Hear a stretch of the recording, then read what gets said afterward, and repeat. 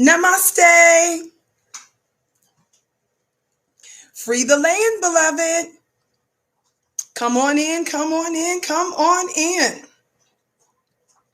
My name is Vicki Dillard, and I'm a very proud contributor right here on, you want to guess it, FlyNubianQueenTV.com, the network for melanated people just like you. Welcome, welcome, welcome to our podcast today, broadcast today.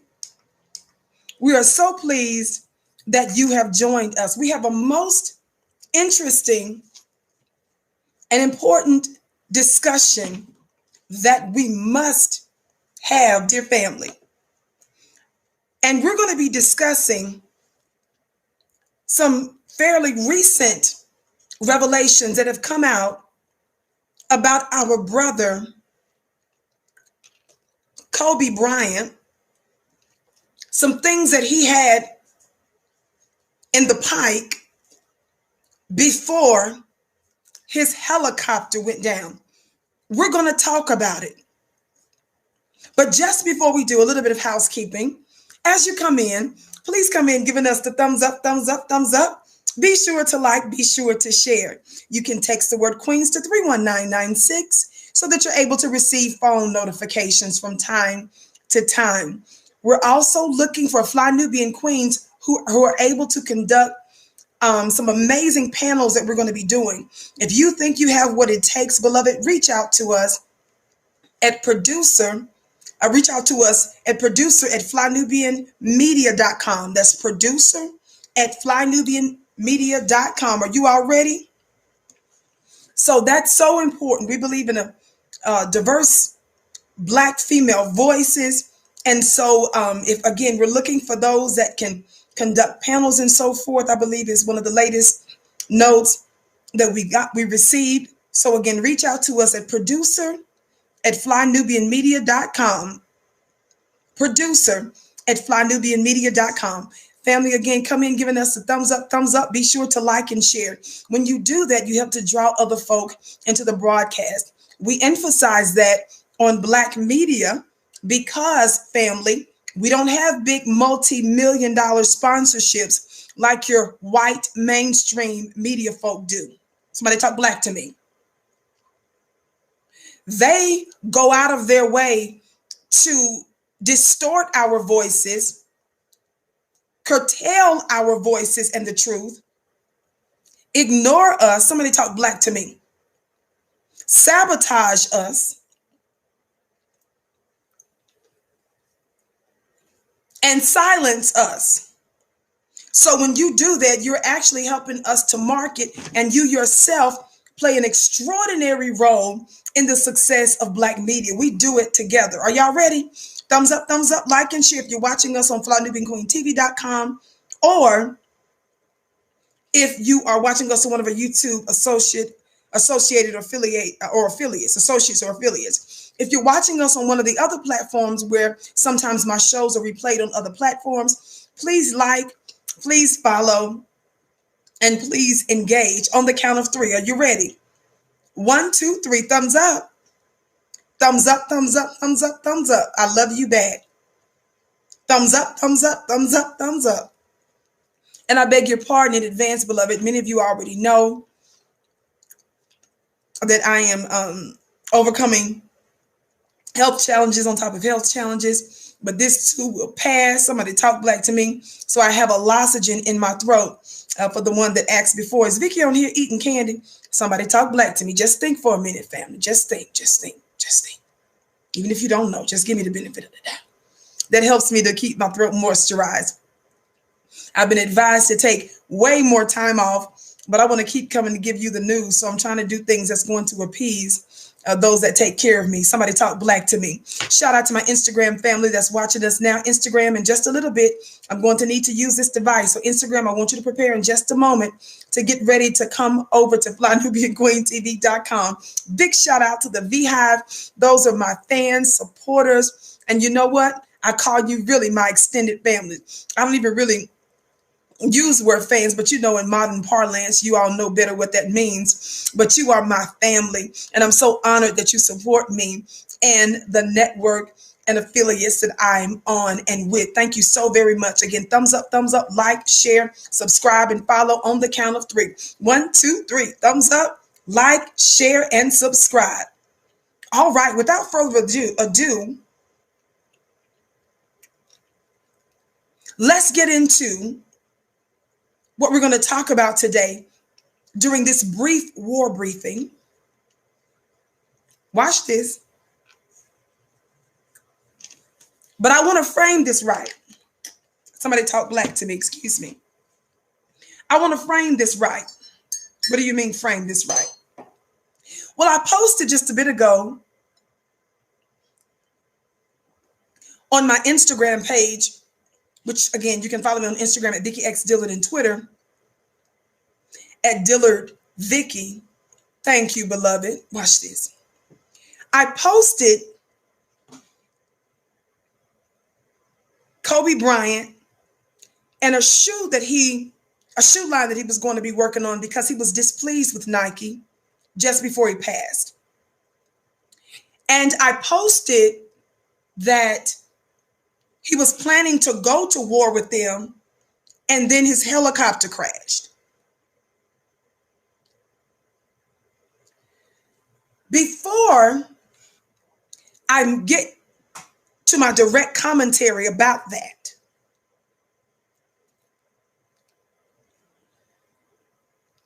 I've got to deal with that perennial, stubborn,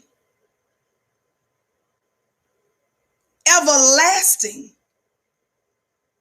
spirit of Sambo, coon, shuck, jiving, bone, biscuit, mammy bedwench spirit. I've got to deal with that spirit.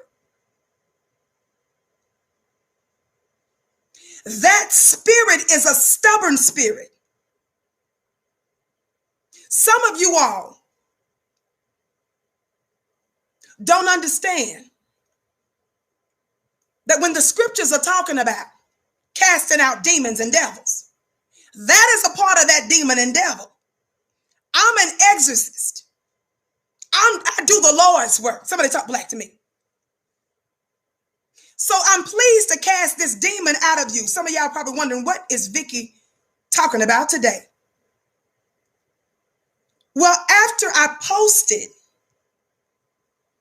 that our brother Kobe Bryant had planned on going to war with Nike, and then the helicopter went down,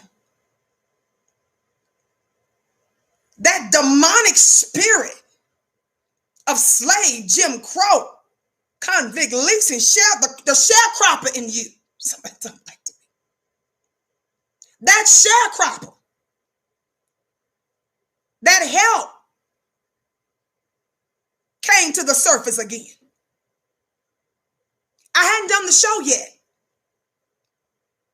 But the fact that it even looked like something shady may have gone on, and that a white supremacist entity may have had something to do about it,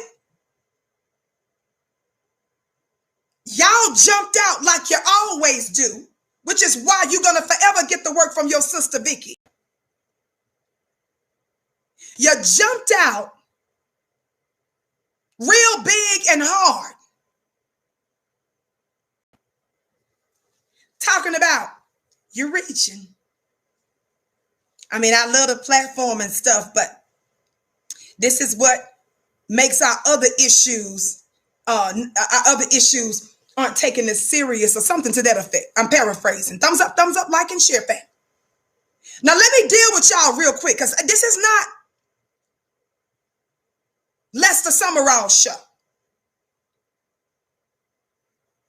It's not Sean Hannity, Laura Ingram and them. This is not Joy Reid, Rachel Maddow and stuff. Somebody talk black to me. I got to deal with the part of you I can see and the part of you I can't see.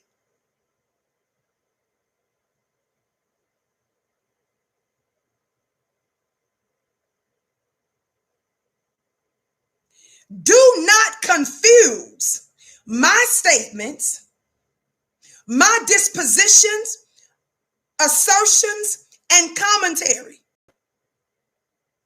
with the work of your open enemy. I need somebody black to talk black to me. Let's hold court today. All rise.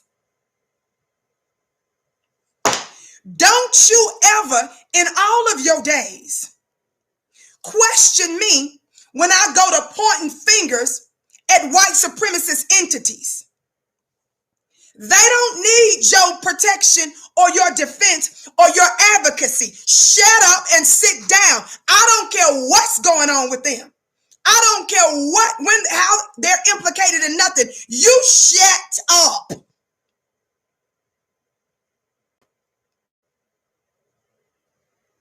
The target is white supremacy. The deep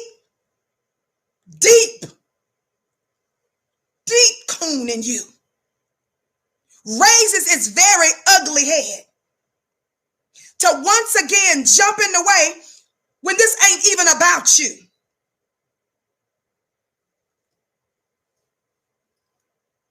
You know who you are. You don't look intelligent. You don't look neutral. You don't look like a person of justice. You don't look well balanced. You don't look like none of that by making that statement. The hour is too late. The information about the nature and the traits and the character and the nature of your open enemy is undeniable for you to question me at all, God, today.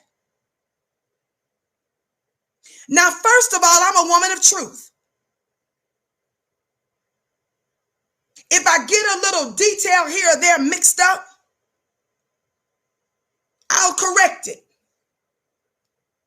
Just like when I posted about the plane crashed, I knew it was a helicopter. A couple of people jumped on there. It was a helicopter. It was a helicopter. It was a helicopter. I told one of the people on my thing, thank you. I'm going to make the distinction on the show.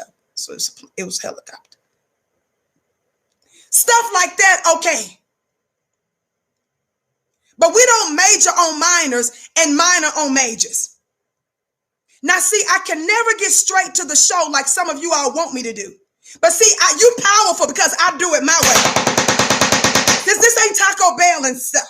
You finna get this slow cooked. It's more powerful that way. Makes a lasting impression when I give you this medicine and this reality the way I do it. We talking to grown-ups. Grown-ups sit down and exercise some patience and some discipline. And plus, no matter what topic I put out there, there's always many more lessons that I'm giving you on your conscious and your subconscious mind anyway. Somebody talk black to me. Somebody talk black to me. Now, it's disgusting that I have to deal with not the legitimately mental ill. Y'all know I don't play about disabilities because I have a medical disability myself. But those of you who have this self-imposed mental illness, willful stupidity,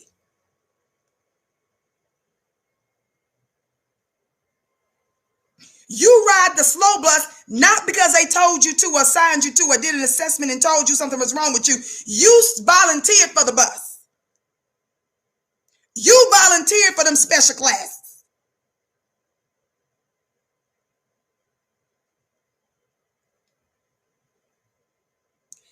When I noted that Kobe had planned on going to war with Nike and that his helicopter went down, some of you immediately came out because you like, oh, that sounds like a conspiracy theory. Slowness, volunteer slowness. Yes. Somebody talk black to me. I'm going to ask questions because I don't put nothing beyond a white supremacist. And you are showing your utter stupidity And you are proving to us just by how you're responding why Black folk are so behind. Because some of you are still making and giving the benefit of the doubt to your open enemies. Just sit down. You ain't teaching nothing today. Sit in the back of the class. I welcome you. Now, I'm doing a little hollering I'm not supposed to be, but this is a hollering I'm doing in love. Now, let me tell you something. I'm going to read you some information that I just recently started to research. I saw this headline on Dr. Boyce, one of his channels. I didn't get a chance to watch the whole show, but of course I did my independent research. And then I decided today to discuss it with you. So Instagram, get ready to come on over Instagram to flynubianqueentv.com. What I want to do is give you the backstory and why I'm discussing this now and what was revealed. And then I want to give you several things to consider concerning this revelation that we fairly recently had. Somebody talk black to me. Shout out to you, Erica, for your gift. I bless your gift 1,000-fold. Thumbs up, thumbs up, thumbs up, family. Thumbs up, thumbs up, thumbs up. Thumbs up, thumbs up, thumbs up. Now, if you're going to question me because of something that I'm saying that may involve the white supremacists, we can't keep asking the questions. We can't keep talking about what's wrong with white folk. It's not about them right now. It's about what's wrong with you. I say it all the time because you keep proving me right and why I need to discuss this. Now, I need to use this device, Instagram, so I can't wait to see you. Y'all in here heavy on my Instagram page. So come on over Instagram to flynubianqueentv.com. Mwah. See you in a moment. By the way, family,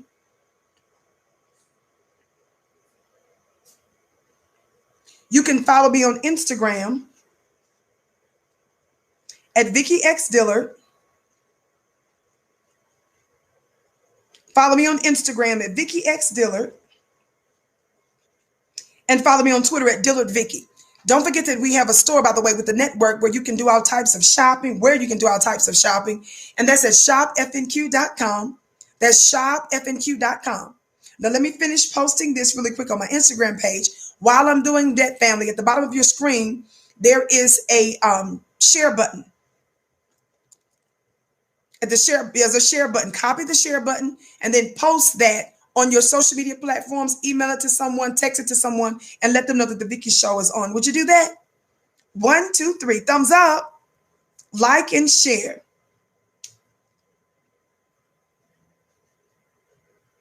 Like and share.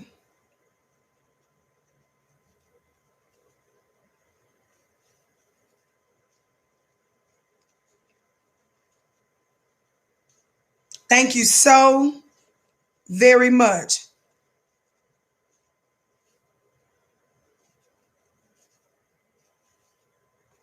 Thumbs up, thumbs up, thumbs up. All right, we're almost there.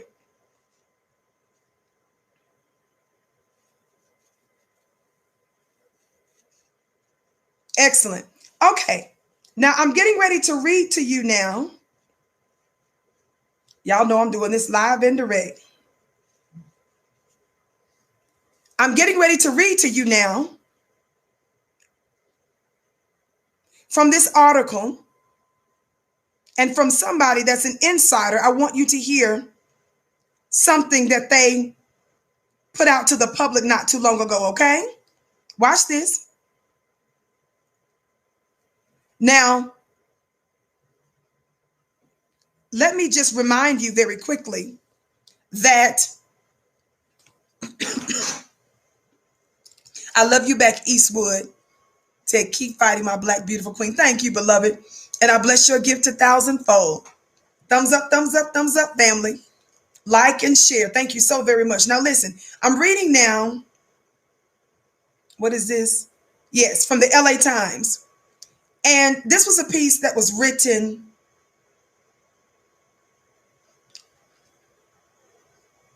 in 2020. Let's see, we're in 2021.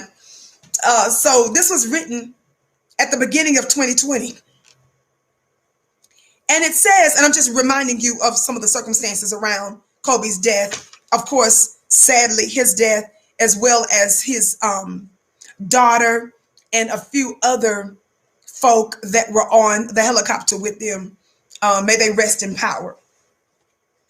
So I want to just remind you a little bit about just some of the basics, and then I'm going to move on to the next revelation. Federal investigators, this is again just from early 2020. Federal investigators look for answers in Kobe Bryant helicopter crash. Kobe Bryant, 41, the legendary basketball star, it says, who spent 20 years with the Lakers, was killed Sunday morning when the helicopter he was traveling in crashed amid foggy conditions and burst into flames in the hills above Calabasas. His daughter, Gianna, 13, was also on board, NBA authorities confirmed. LA County Sheriff said 9 people were on the helicopter, a pilot, and 8 passengers. He would not confirm who had died until all the next of kin had been notified. I'm going to skip through this. The LA County's coroner's office said Sunday night that the recovery effort is expected to take several days because of the condition of the crash site and its remote location. B1, beloved, I bless your gift 1,000-fold, Jack. Officials have shut down the roads leading to the site because of a throng of visitors trying to get there, right? It goes on to talk about how the helicopter, I think it's called a Skiorski S-76B, built in 1991, departed John Wayne Airport 9:06 a.m.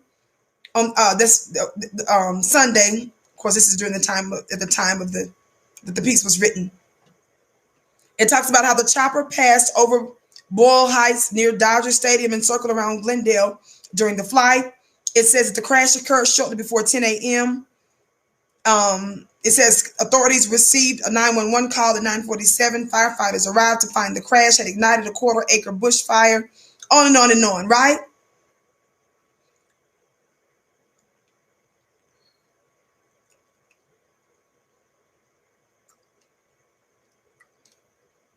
It talks about the Federal Aviation Administration's involvement, the National Transportation Safety Board, FBI assisted in the probe.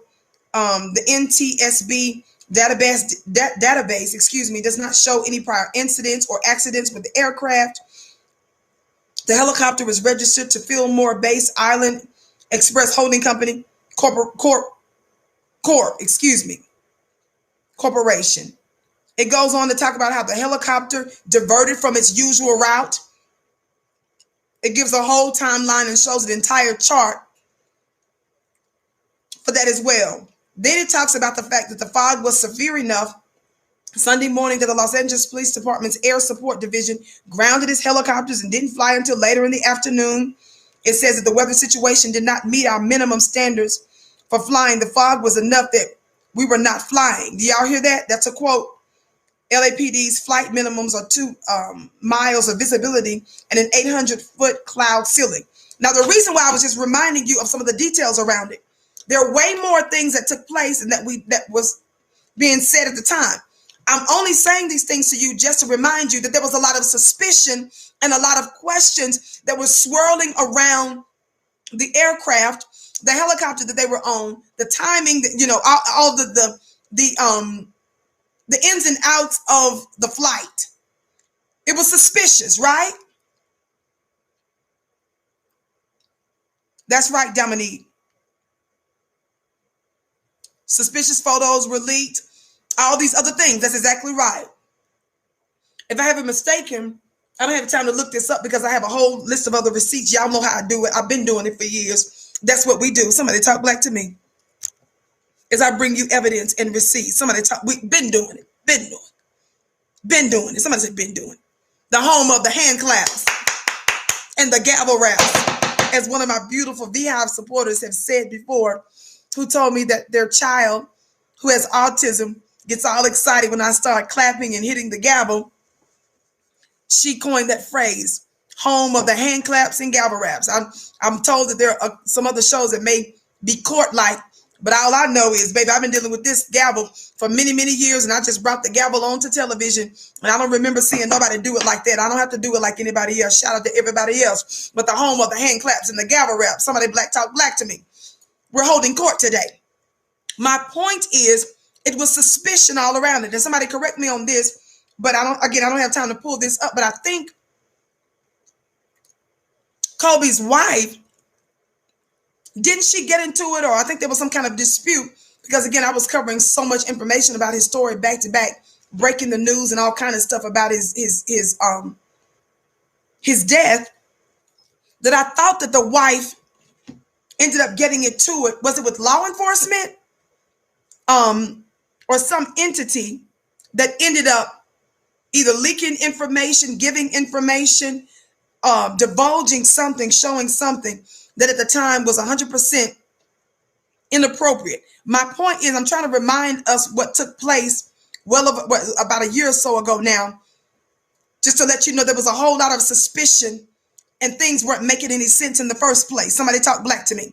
Now, I'm not going to, because I never do this, I don't believe in this, unnecessarily attribute misinformation to anybody.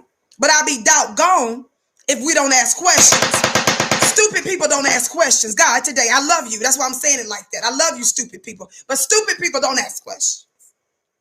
People who drank the Kool-Aid of white supremacy. See, you guys perpetuate this false notion of what should and should not be spoken about and said. Who gets to be questioned and who don't get to be questioned. Somebody talk black to me.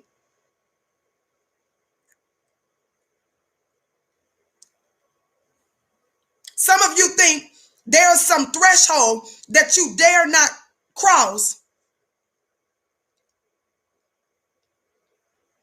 when it comes to questioning your white supremacist oppressors that some of you love and enjoy.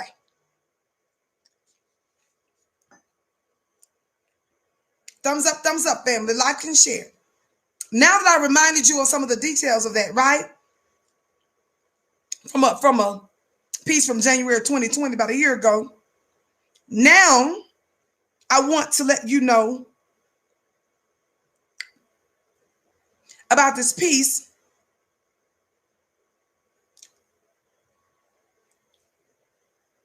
that was written. This is Yahoo News, and it says, okay, that's a different. I'm gonna come back to that one.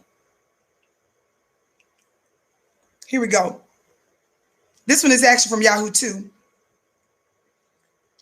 Just written a few days ago, family, from Yahoo Money. And look at the headline.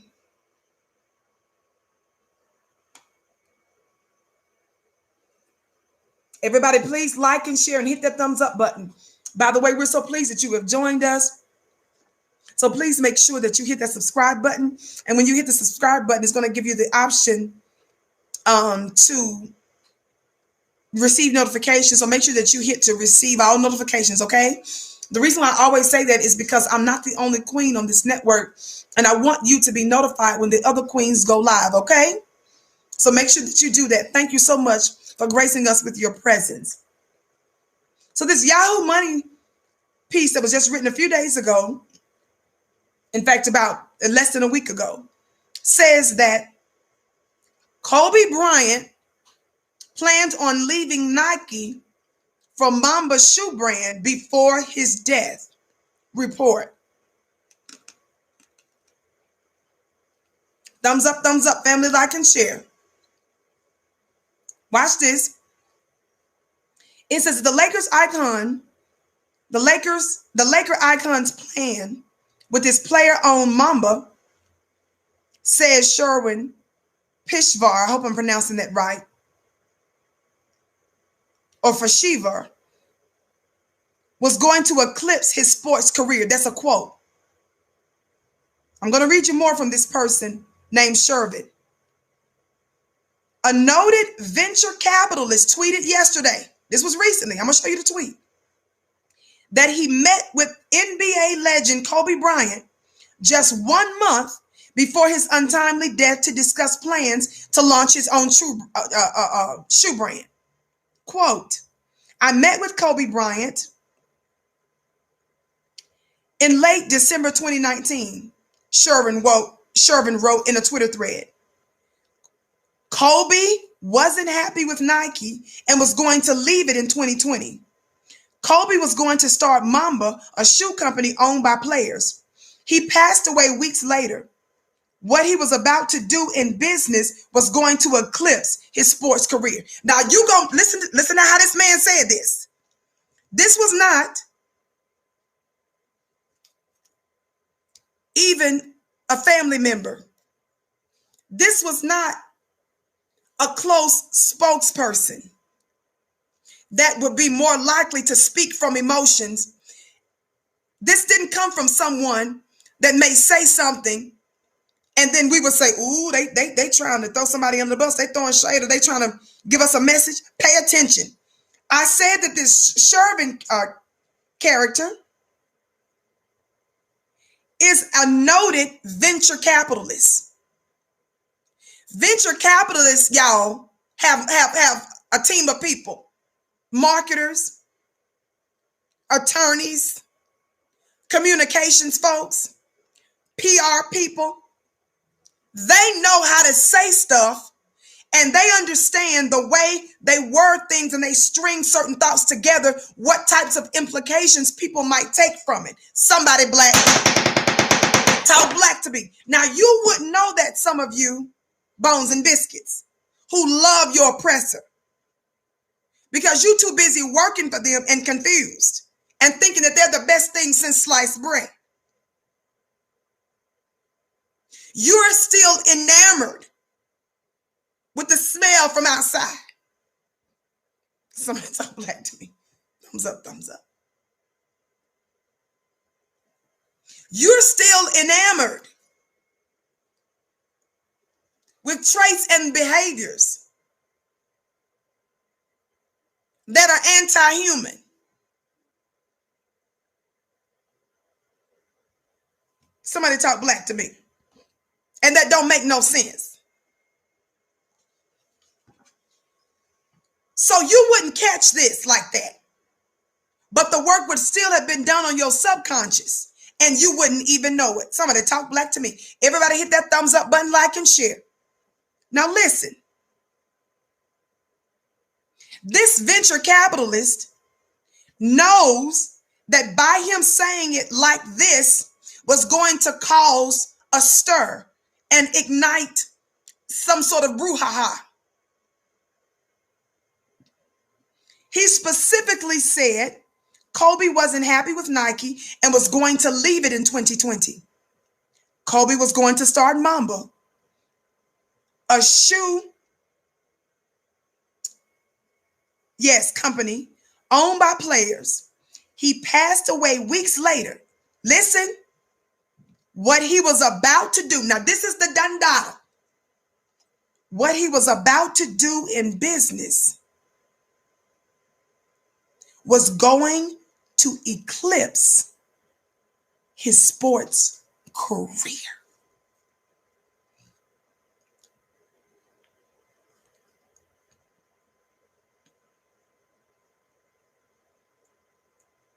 Y'all play too much. Let me show you his tweet. Direct from Shervin. He got a blue check mark. A Virgin, Hyperloop, Boat, Web OS, Jam City, and a whole bunch of other things that he's connected to. He put this out there. Watch this. Watch this. This is a tweet from the venture capitalist.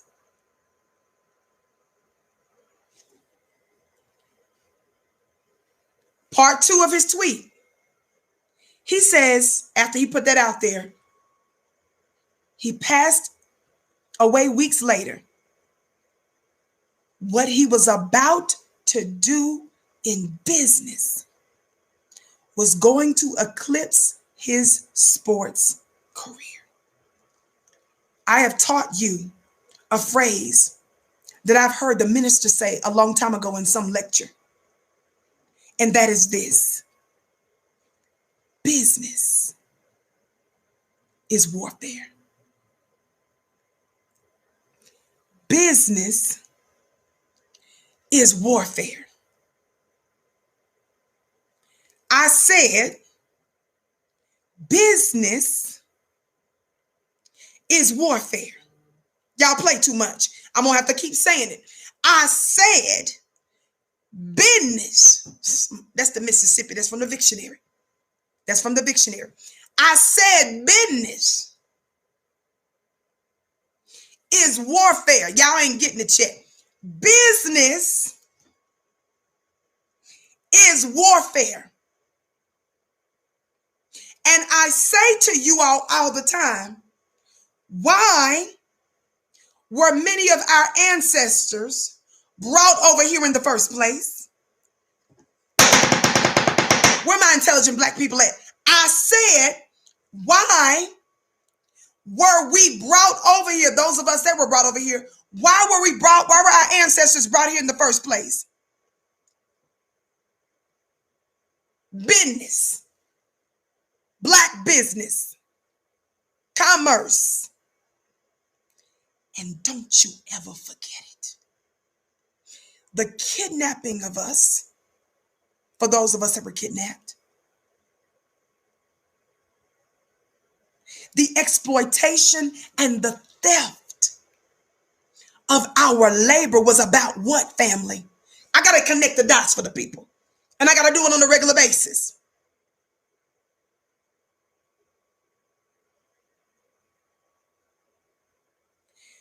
We not only made America the most powerful and the richest nation on the planet. Cotton is king and other goods that we were responsible for producing sparked a global economic revolution. I'm going to need somebody black to talk black to me. Family, share this broadcast. Family, share this broadcast. Do you know how to do that?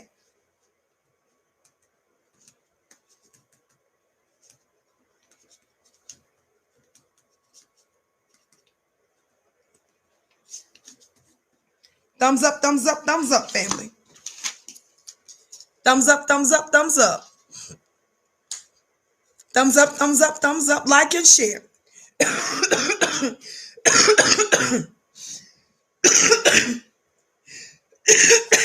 Excuse me.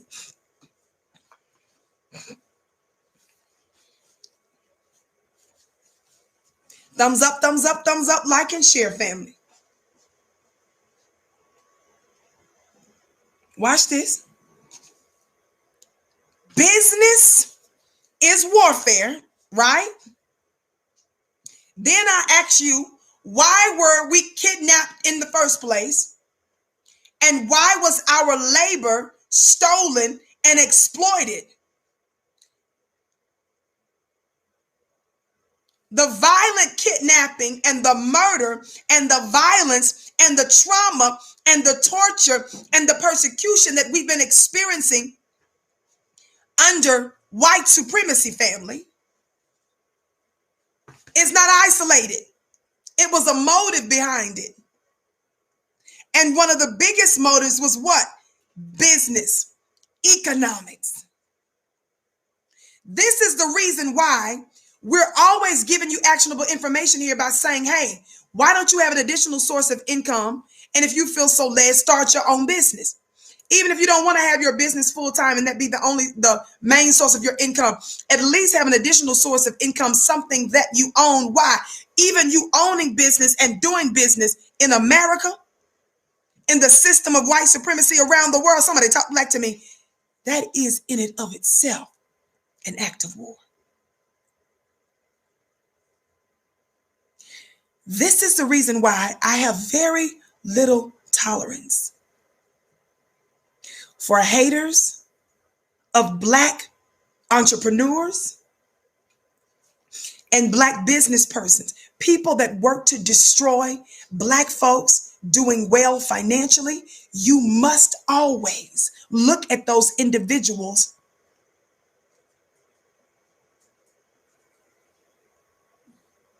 as really traitors. What war can be won effectively and fully without a fat war chest? Some of you get mad when people are able to pay their rent without struggle. Some of you get upset when you find out that when somebody goes shopping and they got some little beef hot dogs or something, vegan hot dogs or whatever, and they buy buns for the dogs. You mad because you think they should just use regular white bread. You feel like that they are mishandling and mismanaging their money when they actually buy buns for the hot dogs. Some of you get mad when you find out that somebody is not struggling and spending days and hours and weeks at a time to make every single piece of clothes that they wear, or that they're not shopping at the local Goodwill. Some of you don't like the idea that people actually have bubble baths to take their baths instead of using a dishwasher liquid. Y'all play too much. I'm from the deep south. That bothers some of you. Some of you like it when people only talk about making ends meet, making the ends meet, and never having enough.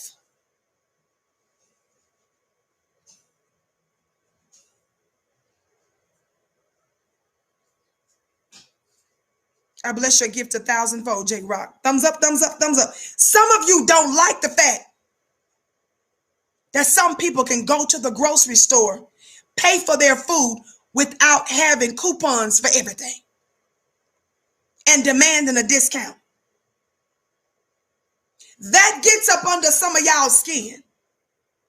But I'm here to tell you that when that gets up under your skin, that's the slave in you. That's the slave in you.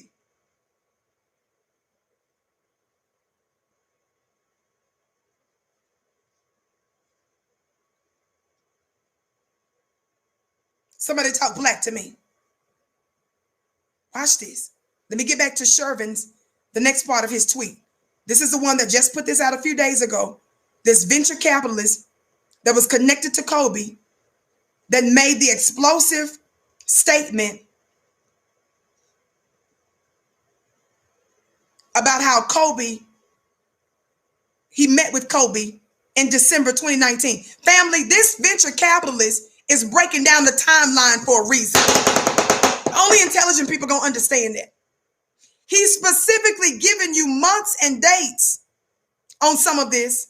He wants you to see the timeline. He's emphasizing that, I believe, for a reason. Now I'm gonna read this again, and then I'm gonna go further. I met with Kobe Bryant in late December 2019. Pay attention.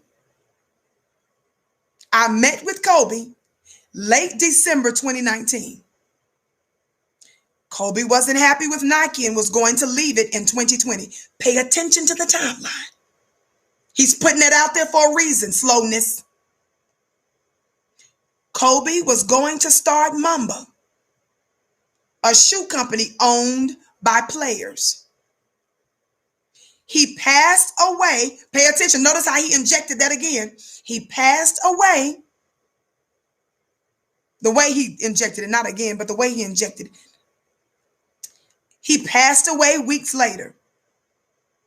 And then he says what he was about to do in business was going to eclipse his sports career. Put this out just a few days ago. Thumbs up, like and share, family. Part 2 of his tweet. Look, he's got pictures and all this. I'm going to tell you what it says. He says, these were the designs my team did to show him the day. These were the designs my team did to show him that day for an independent Mamba shoe company. Here's calendar details. There were witnesses, his words, not mine. There were witnesses to the meeting and Kobe's plan, like Gina Ford, who manages Usain Bolt. He put up this picture. I'm going to flip to the next one.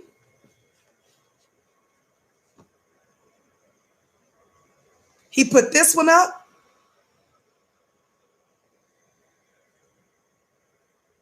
Breakfast 9:30. He broke down the timeline and put that in there. The scheduling. He put some of the shoe samples. Let me go on. Here we go. He put some of the shoe samples that they were working on. Put all that out there. Watch this.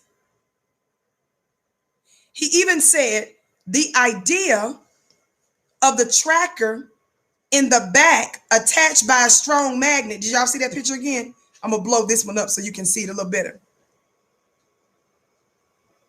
Y'all see it? He says,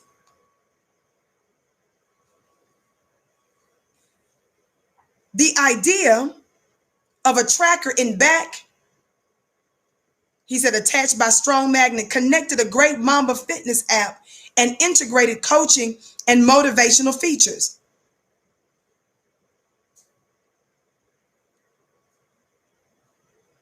Then he turned around and posted this. Y'all see that?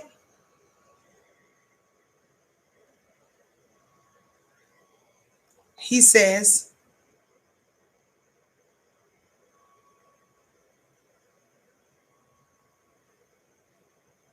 that was a separate sign that that's a separate sign, a separate tweet. He posted that. That's a different issue. I won't go far on that one, but I'm going to stop at this previous one where he said what they were working on in the pictures that I just showed you, right? Now I want you to listen to something. I'm talking about how he was getting ready to go to war with Nike. And what made this venture capitalist about a year later come out and put the timeline together like that and make us to know these words? He passed away weeks later. What he was about to do in business was going to eclipse his sports career. Yes, I feel we should keep asking more questions. And yes, I believe that we should look more fully into the circumstances and situations surrounding this and his desire for Mamba. But that's not all. Do you all remember at the same time, and shout out to my sister, Amina, she reminded me of this, but I was aware of this at the time, sometime back. But when I was prepping to talk about this,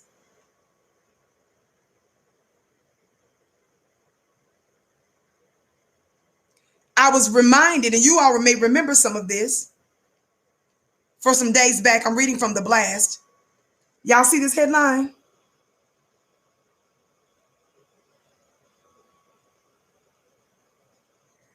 It says Kobe Bryant trying to settle Black Mamba battle with pharma company. Kobe is trying to hash out a settlement in the battle with the pharma company over, quote, Black Mamba before heading to trial. According to court documents obtained by the Blast, Kobe is informing the court he is attempting to work out a deal with the pharma company High-Tech Pharmaceuticals over his famous nickname. Let's just connect the dots. I said business is warfare. The document reads, quote, the parties are actively engaged in negotiations for the settlement of this matter. Kobe Inc. requests that this proceeding be suspended for 30 days to allow the parties to continue their settlement efforts. Back in December, the NBA legend suffered a huge setback in the battle over Black Mamba. The United States patent, y'all better pay attention. Please pay attention. The United States Patent and Trademark Office denied Bryant's attempt to wrap up the battle.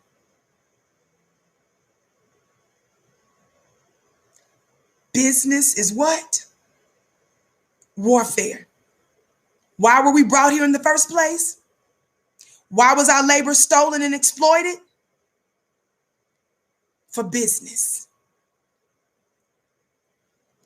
Bryant has been fighting the pharmaceutical company, High-Tech Pharmaceuticals, for years. Did you all know that? Did you all know that he was fighting the pharmaceutical company for years?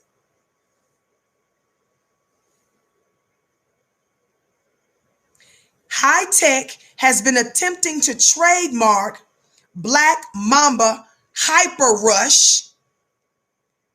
Bryant is fighting them being able to trademark it, accusing them of ripping off his famous nickname.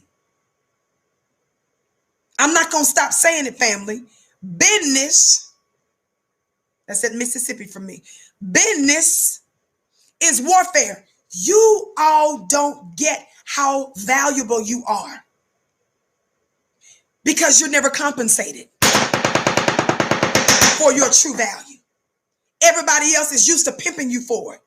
And so because you're used to getting nothing, that's why everything makes you mad when people are actually getting paid what they're worth.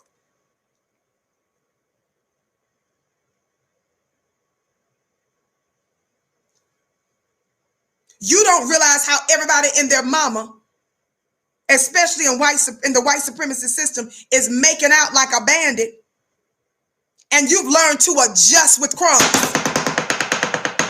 And so because you managed to adjust with crumbs, living that lower form of life, you've never tasted the higher life.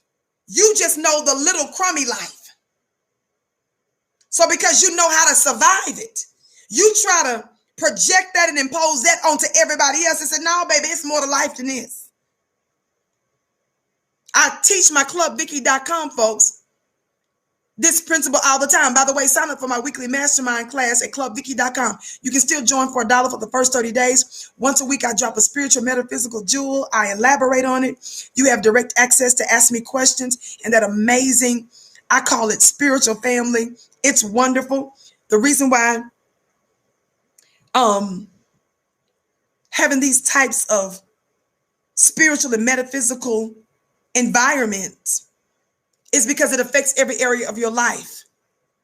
It's not only written in holy texts, but scientists, metaphysicians, and others have already proven in no limited time that everything you see came from everything that you can't see. Everybody slam that thumbs up button, like and share, would you? Thumbs up, like and share. Join today at clubvicky.com. You can put that in the chat for me. I don't know if it's going to let you put the full link in there because I think YouTube is funny about folks putting in links now. I don't see any moderators right now. That's okay. So family, just put in the chat Club Vicky and you all know to put in .com. So check it out later, okay? But listen, I teach that the importance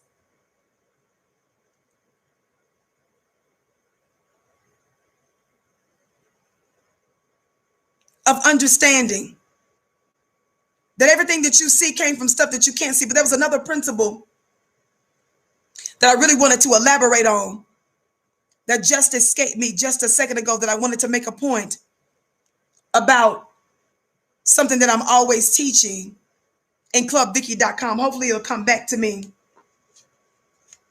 in just a moment. Oh, thank you. It just came back to me. I always teach how the universe is our university, right? The universe is our university. In other words, we learn from creation.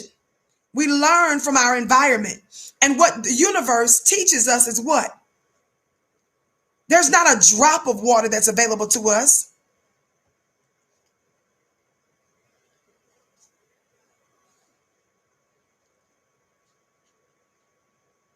There's whole oceans and seas, rain and snow. There's moisture from all over the place that's available to us in abundance.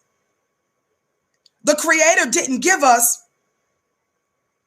just one small blast of air. My name is spelled V-I-C-K-I, family. V-I-C-K-I.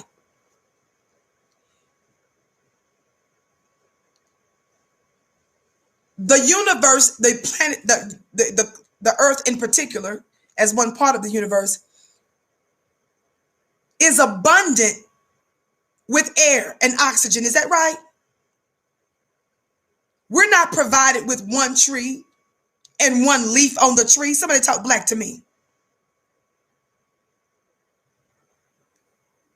Every tree that you see has an abundance of leaves. There's an abundance of sand. My point is, we are meant, and the universe teaches us, the universe shows us, demonstrates for us what? That we're meant to have an abundance. Can you imagine the earth existing, budgeting air? Somebody talk black to me. Can you imagine us existing? Y'all, we're already tripping out now about possible water shortages in some areas or food shortages and stuff like that. Can you imagine just living your life every single day worried about there being a shortage of air and a shortage of food, a shortage of water?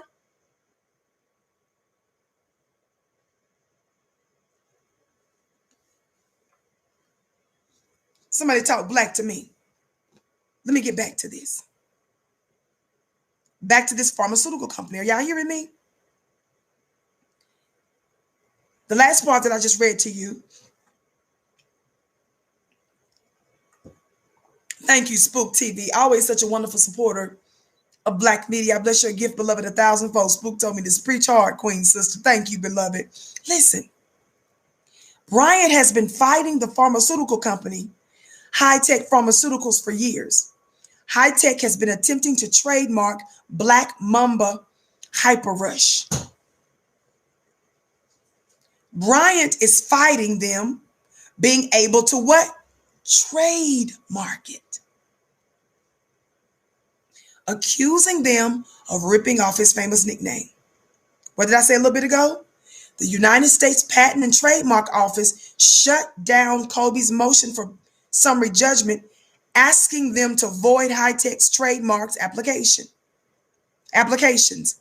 They said the case would move forward and the parties would go to trial.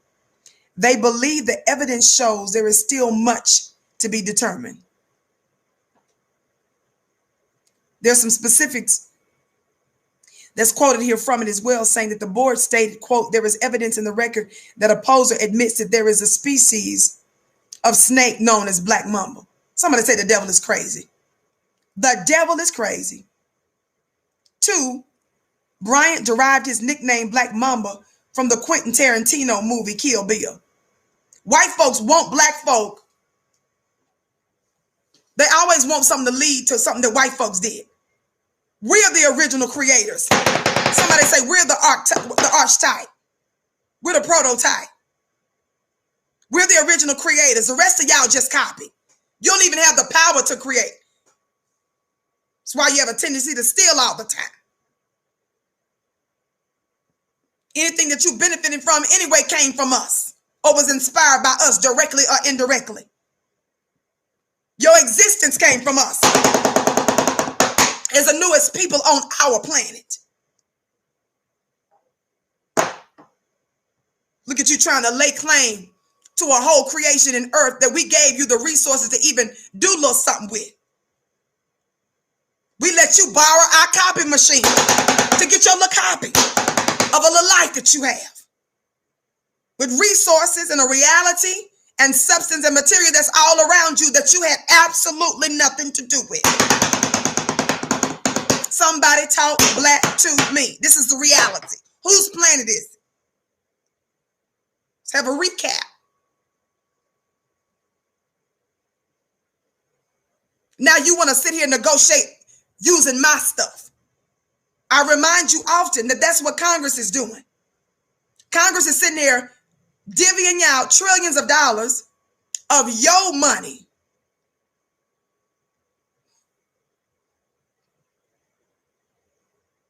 to foreign nations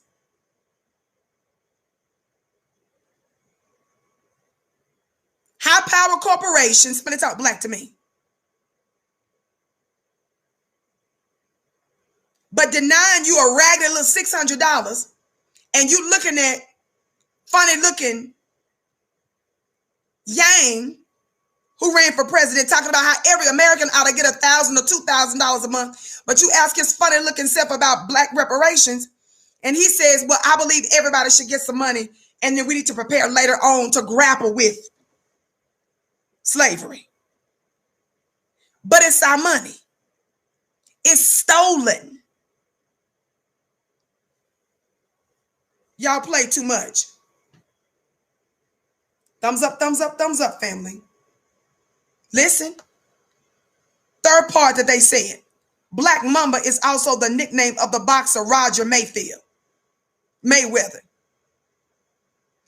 Nothing gets set off unless somebody black set it off. There's no Hollywood, books, television, life, money, resources, business, ideas, creation, reality.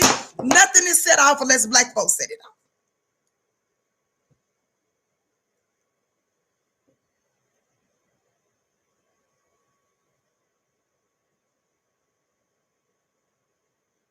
Y'all play too much. Watch this. It says that the order stated at a minimum there was a genuine dispute as to whether the term Black Mamba points uniquely and unmistakably to Bryant.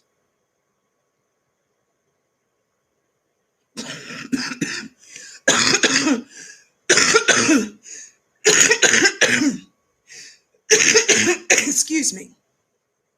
Thumbs up, like and share, family. They ended, y'all listen.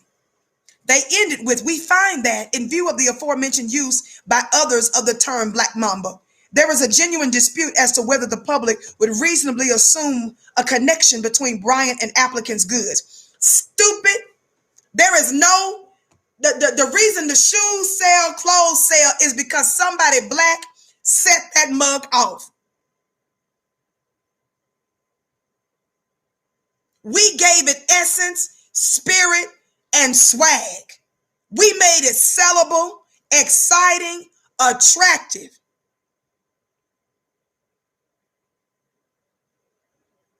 We gave it spirit and animation.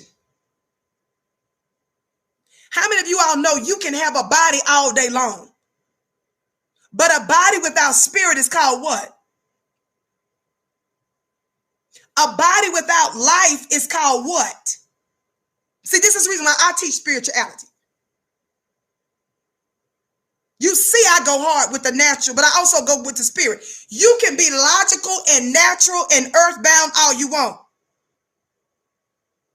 But if that body don't have some spirit in it, somebody black, talk black to me. It's dead. It's a corpse. You got a full-fledged body with some eyes, a liver, a heart, a kidney, a spleen. Somebody talk black to me. A brain, some ears, and a nose, and some eyes.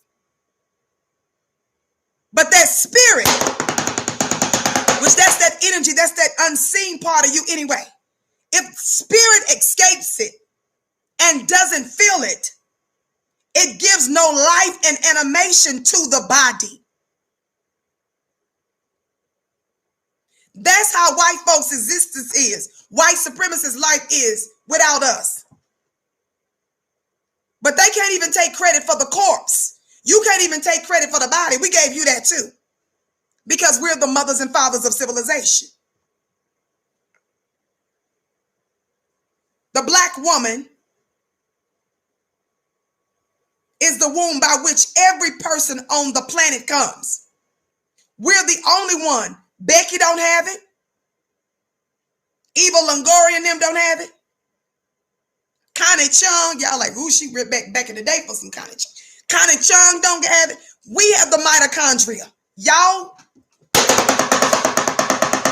I ain't got time to work it like I want to. Vicky, you don't even supposed to be talking about this. Somebody talk black to me. Only one woman has a mitochondria.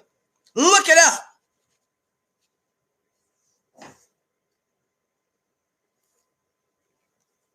What did that singer say? You are the prototype. Somebody say, that be us, sis. That's that black woman. Beckett and Gretchen lacks that.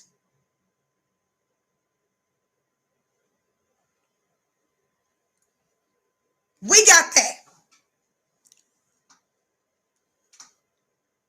Talk black to me. Thumbs up, like, and share, family. Don't forget to check out our business school at flynubianbusiness.com. flynubianbusiness.com. Anybody about to play with you? Listen, with your new self. You want to take credit for a world and material that wasn't even yours. You bumped up on the land flowing with milk and honey. White folks do this all around the world, exactly what Christopher Columbus did. You go discover a land that was already discovered. Talking about you discovered America.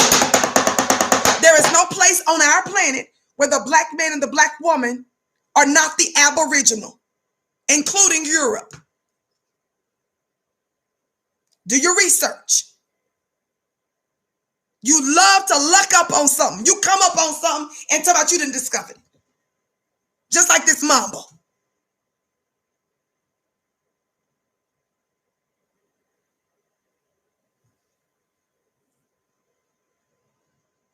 The reason you act the fool like you do, another reason why these white supremacists act the fool, because everywhere they go, every place that Columbus traveled, and all the other white supremacists like him, everywhere they went, they realized they weren't aboriginal nowhere.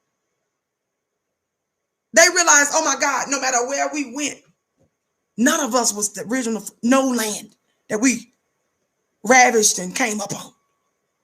Where are we from? They start panicking amongst themselves. Couldn't find nowhere. And became devastated. And started wondering, what are you?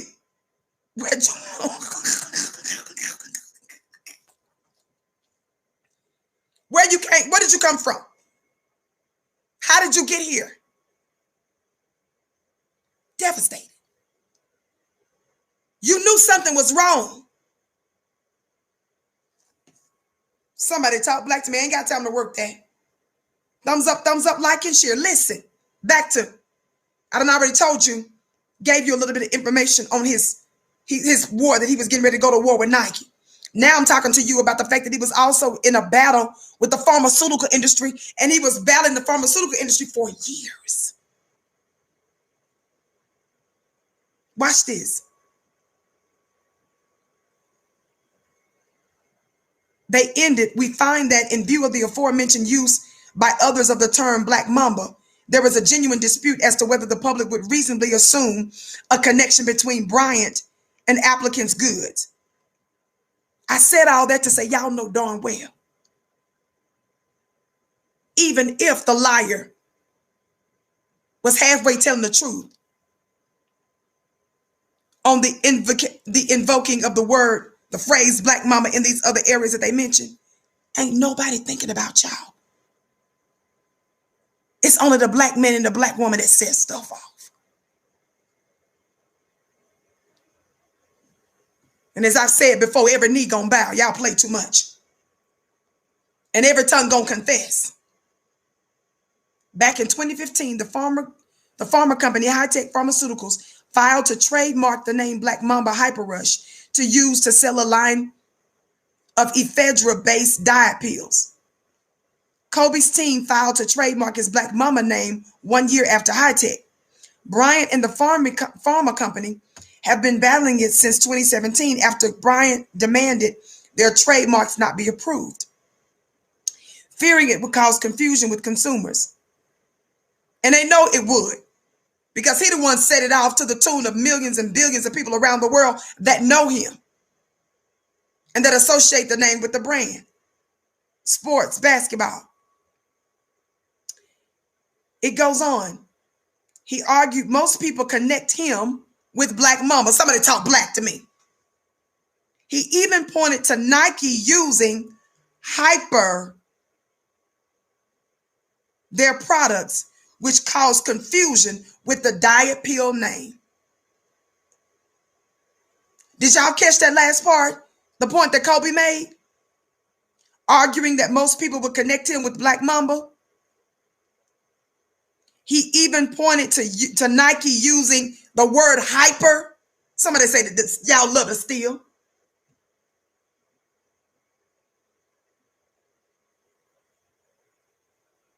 Which would cause confusion with the dye pill. High-tech fired back to Bryant's opposition. Watch this. Watch this. High-tech fired back to Bryant's opposition, calling him a bully and accusing him of overreaching his trademark rights to maliciously block their trademark.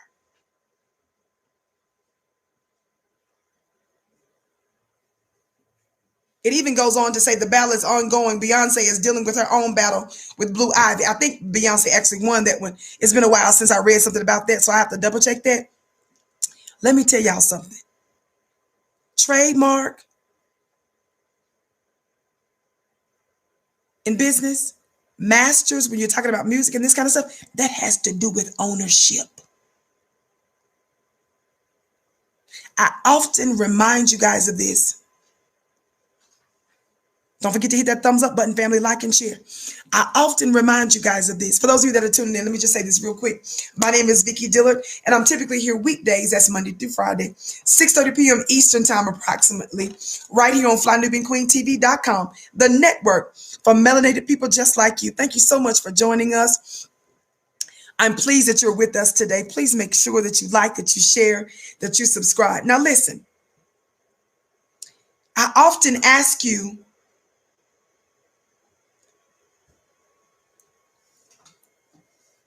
about what did Prince, we're finding out all kind of information that's coming up lately about Prince after his death. Some circles have speculated murder.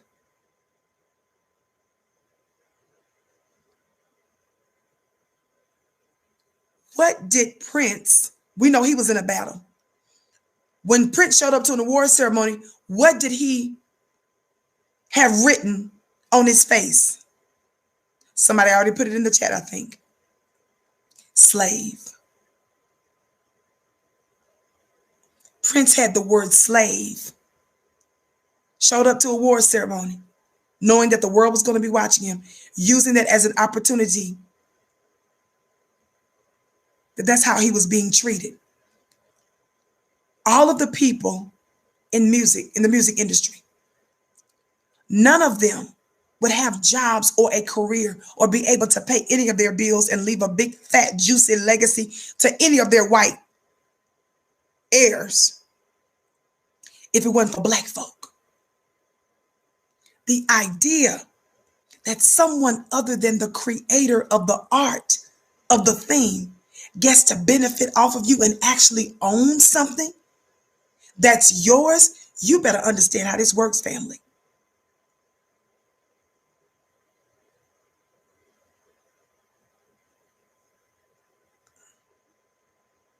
American King said, Prince called the record labels slave ships. Somebody talk Black to me. That's right, Spook TV, slave. Y'all better ask yourself, how was that possible and what was he going through for Prince to have been in the business for so long and on that level? Prince literally made it rain for all of these white supremacist entities, and he was not able to benefit in the way that he deserved. Some of you Negroes want us to just be, you probably thinking, some of y'all probably thinking, well, Prince still made some money. Didn't he get some ticket sales? Didn't he do a little doo-wop at the club the other day and get some money and get 80% of the money from the club? From that one event? While they're making out like a bandit. Some of you love to talk about how basketball players, football players, sports folks, but didn't they sign a $2 million contract? And y'all know full well, most of the people that play sports, most of them not getting big, fat, juicy contracts. But nevertheless, The few that are signed, the few that do sign multi-million-dollar contracts. First of all, y'all know darn well that they're only in that career for a short amount of time when you compare it to other careers. Their body is only going to be able to do so much physically. But when you compare those few couple of $1 million that they got to make stretch for a lifetime, invested appropriately so that the money can multiply, hopefully, during the little short time of their careers in sports. Some of y'all be like, well, you still made all that money. Do you know how much the owners are making? What are the owners owning? What do the owners own, y'all? They're not out there dribbling the ball, passing the ball, running the ball, or whatever you call them people doing with the balls. God, today they don't even have no balls. Somebody talk back to me. Don't make me bring up Dr. Francis Chris Wellesley.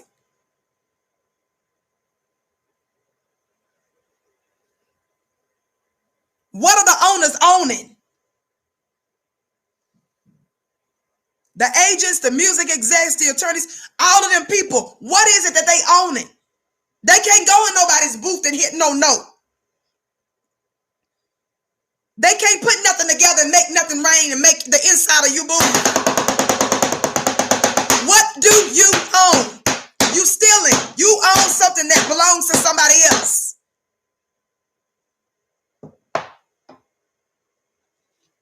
Y'all know I love to talk to you about this book. Get yours at NOI.org. I read to you from this little mini book on a number of occasions. It's 189 pages, but it's a mini book. You can read it in no time. It's called How White Folks Got So Rich. Somebody say it's no wonder. White folks got so rich not because they worked hard, but it was because they hardly worked. Somebody say it ain't no mystery. Black folks started to take on the reputation of being lazy. White folks invented the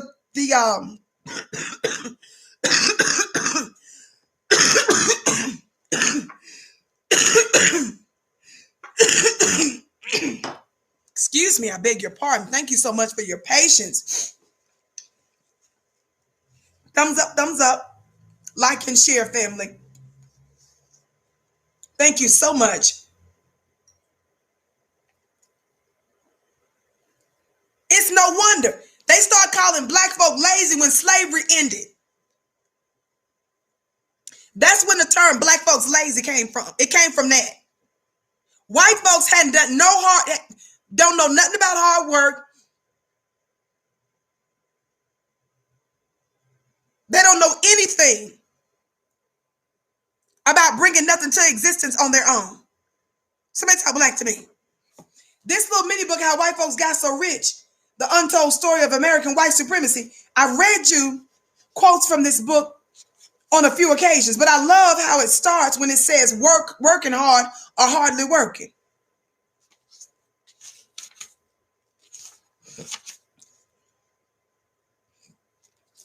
This is a quote that I love to bring to your attention because some of you all are not connecting the dots and making it make sense. Listen, the fact, I'm reading page 10. It says, it's talking about the 10 wealthiest Americans versus Bill Gates.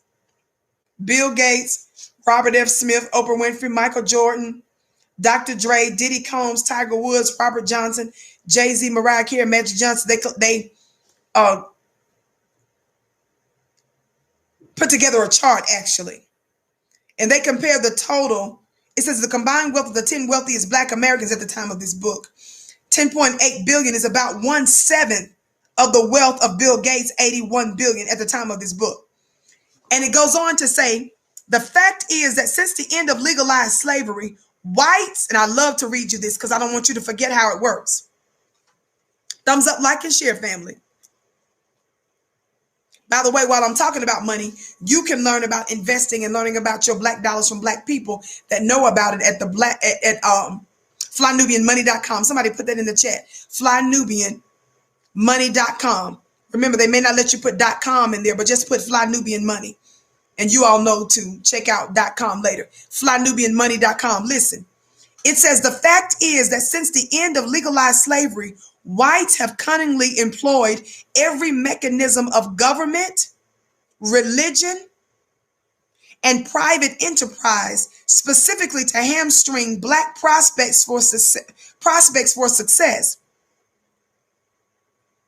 And some of America's institutionalized injustices were devilishly ingenious.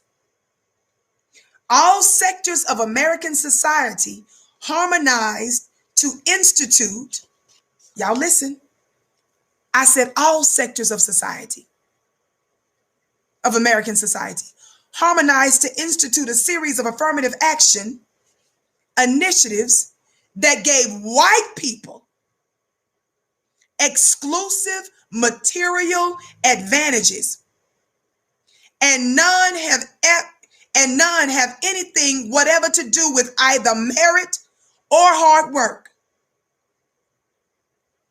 By gangster force and wily deception, whites aggressively, y'all listen,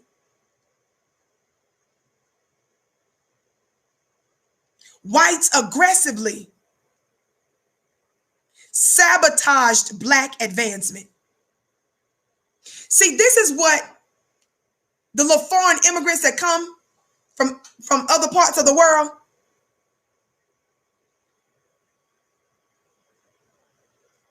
to the United States and shake their little fingers in our faces and our black faces to tell us they're such a success, and why is it that we can't be a success?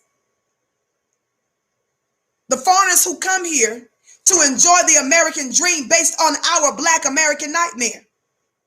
Y'all know we don't have no trouble with the immigrants, except for if you over here trying to coon and put your little finger in our face and you turn around and come over here and start collaborating with the white supremacists. We got to give you this work. You want to come enjoy an American dream, but you can only do that based on an American nightmare. And y'all know full well, when you come to this country, America is only rich and America is only America because of black slavery. How do you reconcile in your mind that you okay with that? You okay with that? And then you come here and wag your finger in our face. No, what process? What do you do in your mind to make it make sense? Knowing that you're only coming to this country because of the work of black people. And then come here and try to collaborate with white supremacists. That's when we have problems with some of y'all.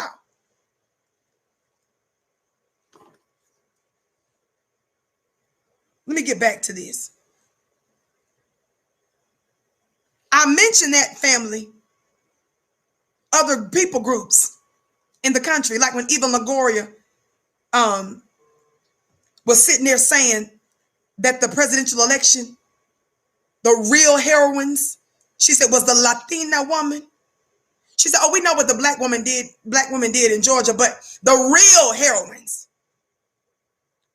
Of course, she later apologized, but she was jealous and envious of her mother.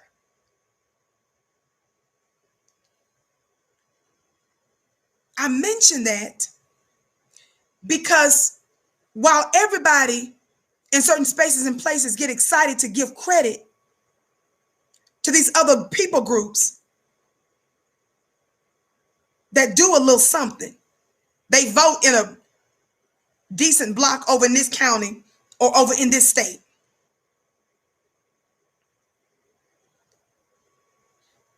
Y'all be wanting credit and pats on the back, and that's fine. Nobody's ain't taking nothing from you if your people actually came out in those numbers. But watch this. What makes us even more extraordinary is that the stuff that I'm talking about right here, that's in Mississippi.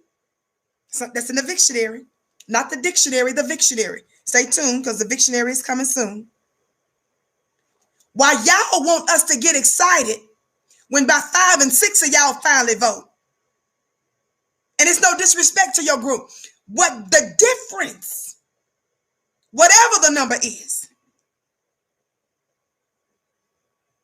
when you run out here, Eva, the desperate housewife, and say that the Latina is the real heroine, the thing is, none of those other people groups, family,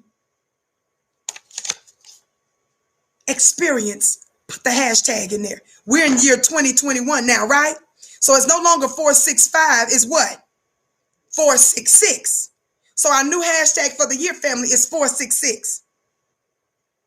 The difference with these other people groups is you don't have 466 years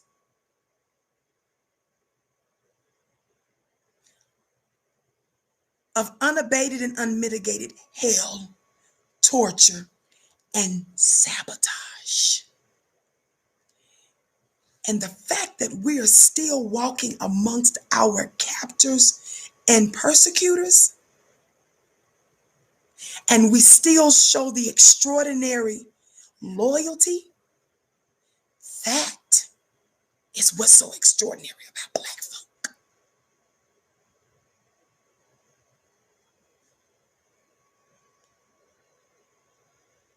The amazing thing is that we built this, we invented this.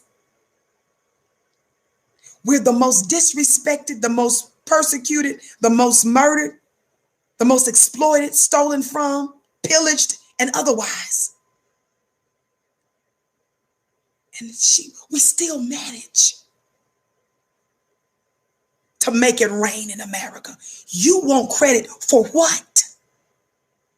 You had no obstacles that can compare to that. Yes, some of y'all experienced a little Jim Crow under Jim Crow for about 2 minutes in 2 spots in America when you compare it to ours. But let's tell the truth and shame the devil.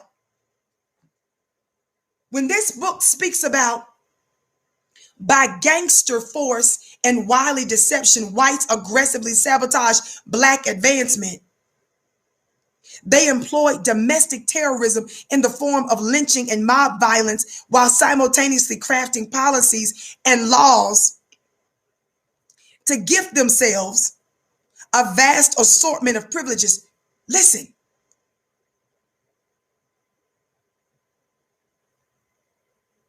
we're the only ones that dealt with this type of domestic violence and mob lynchings on that level. And then 466 years of hell. And for that, we the people that have experienced such things, and then we still show up.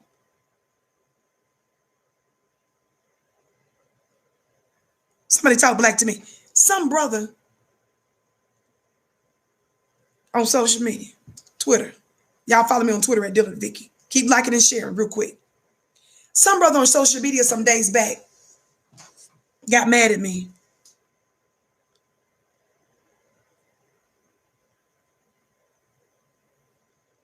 And it was around the time I made this statement. It was about the Senate and how right now, which Kamala didn't even believe she was Black. Kamala just started claiming Black.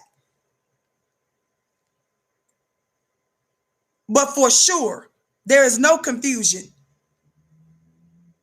that there's not even a Black looking woman, period, in the Senate, right? So I was tweeting about that. And I was tweeting about this. Thank you, Spike. He said, hit that thumbs up button, family. Yes, keep liking and sharing. Watch this. I tweeted something along these lines later. I said,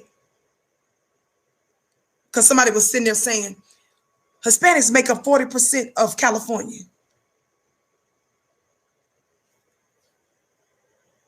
I know that's right knowledge. Watch this.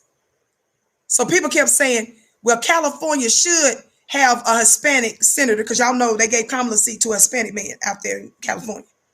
So folks around there saying, well, Hispanics make up 40% of California, so they should. They've never had a Hispanic senator from California. They deserve to have a Hispanic senator from California because California as 40% of California is Hispanic people. Let me tell y'all something. Y'all know I love all people. I'm a woman of the globe. All people come from us. But let me tell y'all's funny looking self something. And I'm saying, what people on the planet would have a problem with this? Let me say this. I tweeted, Black folk invented America. Black folk brought America into existence and experienced, I'm paraphrasing, and experienced unprecedented hell and mistreatment and unfairness more than any other. I said, if there is a complete blackout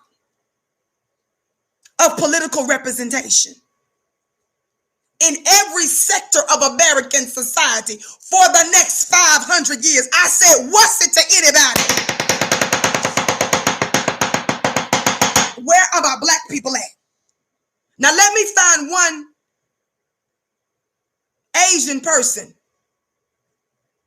one Native American, as we say, red person, a brown person. Let me find anybody else. Which one of you have a problem with that? I'm going to say it again. I see y'all putting fire in the chat. I said black folk invented America. Black folk have never been treated right. We've never received appropriate positions like we should, resources. We still ain't been paid 500 years later. Slowness. I said if it's a blackout, meaning if every mayor is black, every city council person is black, every governor is black, every U.S. senator, every U.S. representative, and if every president and all the cabinets is just black, black, black, black, black for the next 500 years, I said, what's it to anybody? Who would have a problem if for the next 500 years, everybody was black in the high places? That's right, Alice. I bless your gift 1,000-fold.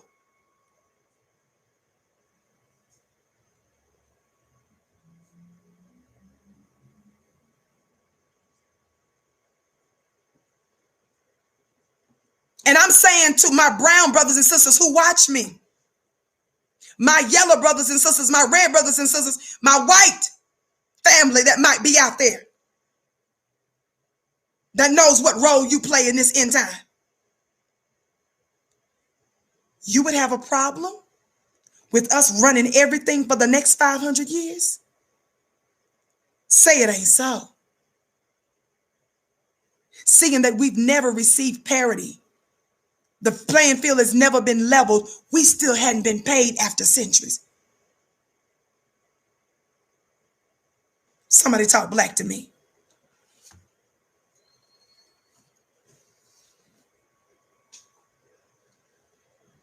Let me read this quick part real quick. And keep in mind, Kobe, keep in mind the pharmaceutical industry, keep in mind Nike, these entities and corporations that he was battling. Keep this in mind. By gangster force and wily deception, whites aggressively sabotaged black advancement. That means they intentionally prevented black advancement. They put tricks and traps in the law and in every sector of society to ensure we didn't win. As I mentioned before, what did they do? They employed domestic terrorism, violence to ensure that we didn't succeed. Those roadblocks weren't in the place of other people groups like that.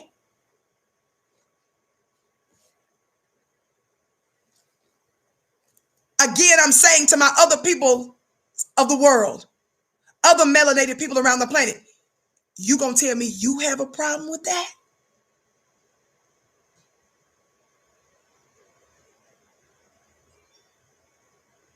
Shout out to you, Therese, for your gift. I bless your gift 1,000-fold. I didn't say I'm black only. I said I'm black first. That means we're the priority. The people that suffering from strokes and heart attacks and need to amputate and need to have a foot amputated, they get to see the doctor in the back first over somebody who just broke a nail. Your other issues is tantamount to a broken nail or a stubbed toe. You finna be in the emergency room, so eat your Skittles and go sit down.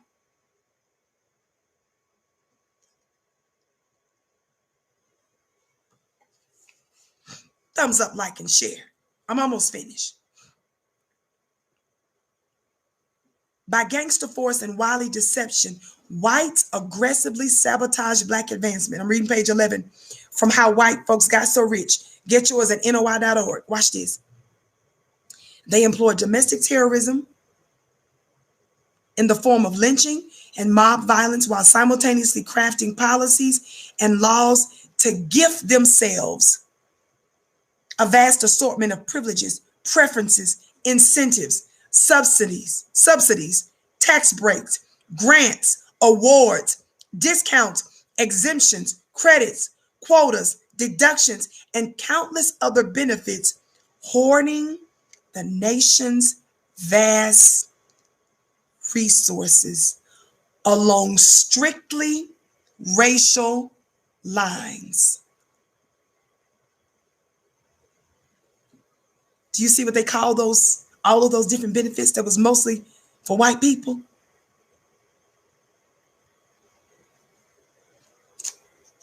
Y'all play too much. Page 12. Nothing, and you all know this is true, nothing has been more profitable than racism. Not platinum, not gold, not oil. Y'all remember me reading that to you before? Somebody talk black to me. I'm going to make this last couple of points. Don't forget to sign up at the blackbusinessschool.com, blackbusinessschool.com, so that you can learn how to build a Black business and learn from Black people. Invest in yourselves. Make it happen, family. This is the time to do it. FlyNubianBusiness.com. FlyNubianBusiness.com is a website. FlyNubianBusiness.com. Again, don't forget to follow me on Instagram at Vicky X Dillard. Follow me on Twitter at Dillard Vicky. Listen. Michael Jackson. You all know I did a very detailed couple of broadcasts on our brothers. Major references that I gave you from one of the greatest scholars of our day, in my opinion, the great Dr. Wesley Muhammad. Listen, where Michael Jackson, there's evidence, and it's believed by certain Black circles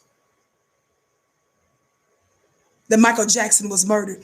And we gave you all direct receipts on connections of folk that were in the music industry, members of even the LGBTQ community. Hello, David Geffen. Shout out to Dr. Wesley again, who pointed that out and who exposed that in the manner in which he did. Y'all know we don't do just running our mouths over here. We make it make sense for real. But those are some of the references from our brother that I used, that you're able to research and confirm yourselves. The connection, the nefarious connection that David Geffen is reported to have had with Michael Jackson. And our brother Dr. Wesley provided some information and receipts that speculated that actually he was murdered by some of those individuals. And do you all remember the Black doctor they tried to say was responsible for Michael Jackson's murder, when in fact it was another white doctor that had connections with the David Geffens and some others, according to Dr. Wesley and some of the receipts, that was pumping drugs into Michael Jackson that the Black doctor didn't know anything about. And also there was a plot twist to it, because there was also an upcoming deadline with an insurance situation. You got that right, Conrad Murray. You remember. Some of y'all remember. And the Black doctor's defense was that there was a white doctor that was responsible for the murder of Michael Jackson, but that the white judge in the case would not even allow them to bring that other doctor to testify. And because according again to Black sources, because David Geffen runs Hollywood, it's believed and was said that was the reason why the judge refused to allow the defense to question the white doctor. Y'all play too much. But then I got some silly, funny looking Black Negroes just seeing the topic that I was going to discuss today say, oh, you're reaching. Let me tell your funny looking self something while I'm at it. Black folk did not believe or know at the time when they murdered Dr. King, for example, that the U.S. government killed him. Somebody talk black to me. That was a conspiracy at the time.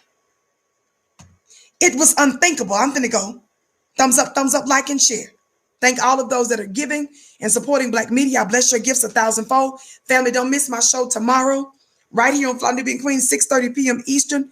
Set your clocks, Monday through Friday. We're here, Black prime time. The Vicky Show. Listen. Some of you Negroes that's out there reaching slowness. That's what I'm talking about, that self-imposed slowness.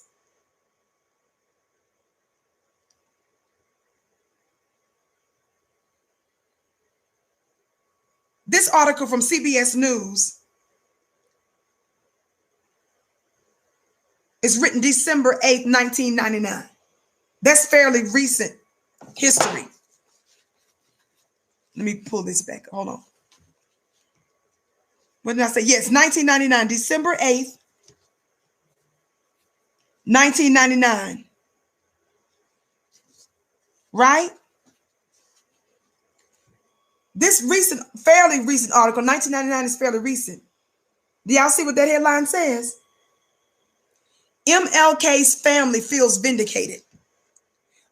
Mainstream white news buried this story.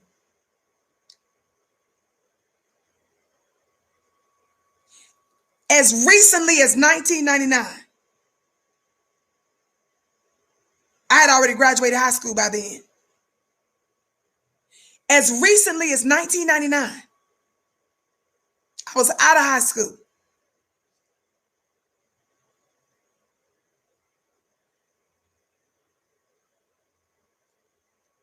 This piece says the widow of Reverend Martin Luther King Jr. says she feels vindicated by a jury's finding in December 1999 that her husband was the victim of a conspiracy, not a lone assassin. Did you guys know that in 1999, Dr. Martin Luther King Jr.'s family went to trial? Most folks didn't know that. And that they won, and that a jury looked at all evidence, heard testimony, looked at unequivocal evidence, and came away with the conclusion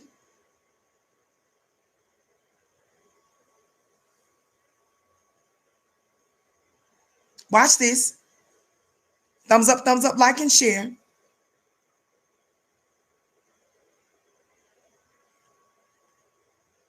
Wait a minute, because I want to read a little bit of this.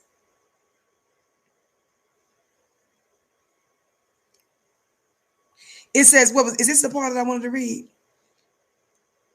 Last year, U.S. Attorney General Janet Reno ordered a limited investigation by the Justice Department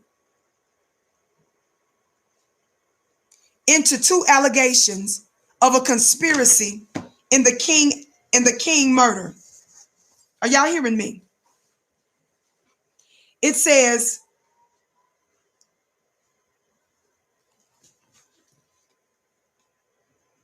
yes, last year, U.S. Attorney Janet Reno, again, this is 1999, ordered a limited investigation by the Justice Department into 2 allegations of a conspiracy in the King murder. One was Jowers' claims. The other was a statement by former FBI agent Donald Wilson that he found papers in Ray's car that might support a conspiracy. Justice Department Deputy Attorney, guess who that was? Eric Holder says the report is almost complete and could be released within weeks. I'm skipping. Let me go back up.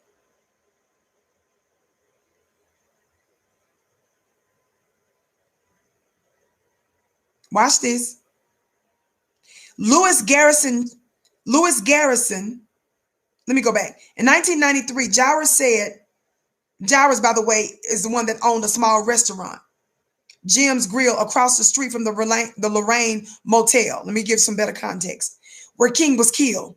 On the day of the murder, Ray, a prison escapee from Missouri, rented a room under assumed name in a rooming house above Jim's Grill.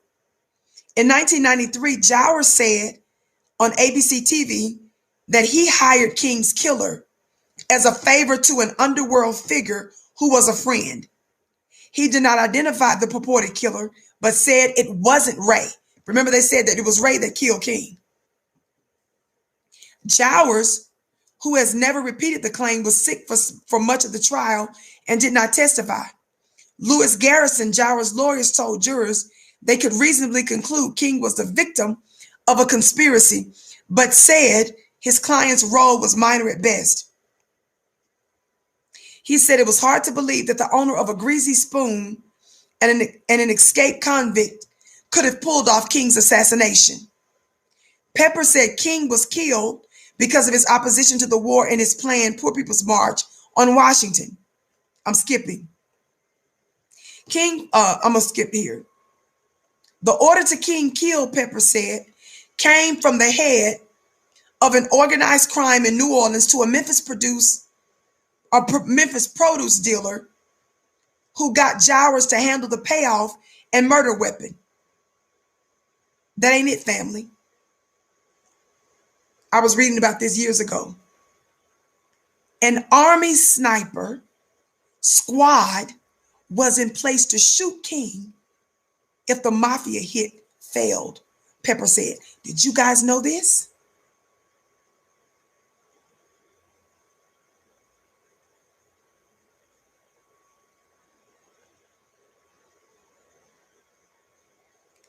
The King's family won a civil lawsuit in 1999 where the jury came back and concluded that Dr. King was killed in a conspiracy involving your government, and that there were multiple forces, a few forces on the scene in case one hit didn't work. It wasn't even just the Army sniper that was on scene, y'all. You do your research. Why am I reading that to you now? I'm reading that because I'm trying to show us that none of our people at the time would have believed that Dr. Martin Luther King was murdered on such a high level. Y'all was just out there saying the same thing that white America was. Wasn't nobody else asking a bunch of questions. But as recently as 1999,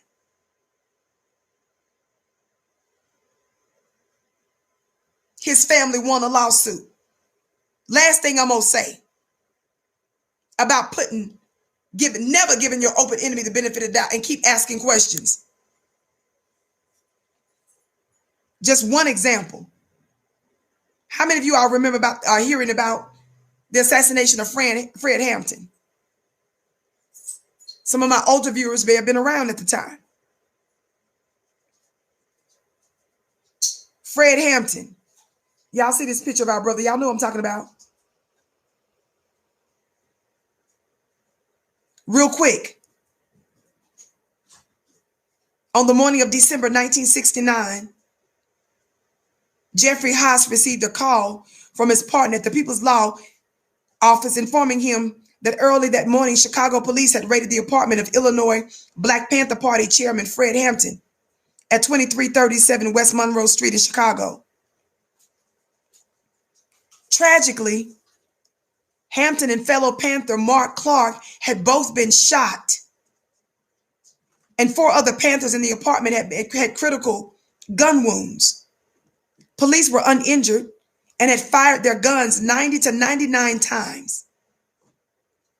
In sharp contrast, the Panthers had shot once. The Panthers had shot once from the shotgun held by Mark Clark, which had most likely been fired after Clark had been fatally shot in the heart and was falling to the ground.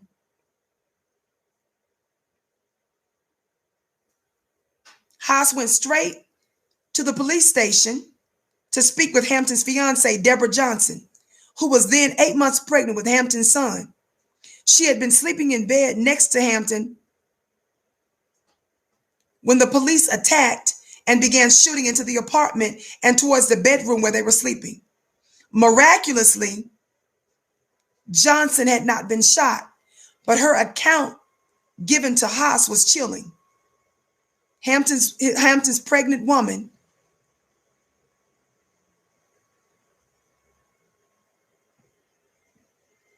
apparently made it clear that throughout the assault, Hampton had remained unconscious. Strong evidence emerged later that a paid FBI informant had given Hampton a sedative that prevented him from waking up.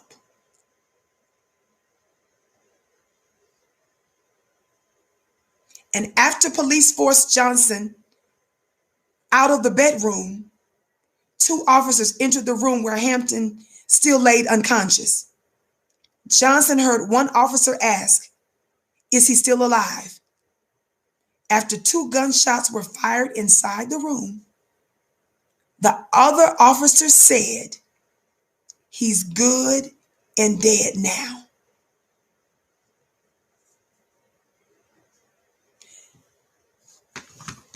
You willfully ignorant Negroes that refuse to remember your very recent past and your very real now, those of you that still keep giving your open enemy the benefit of the doubt and refuse to further question them, you don't have to accuse them of something they didn't do. But don't you ever tell me it's reaching, because I demand more questions be asked and more investigation be done. I just wanted to give you a few other receipts and reminders of why you better never let your guard down. And you better always speak on behalf of your people.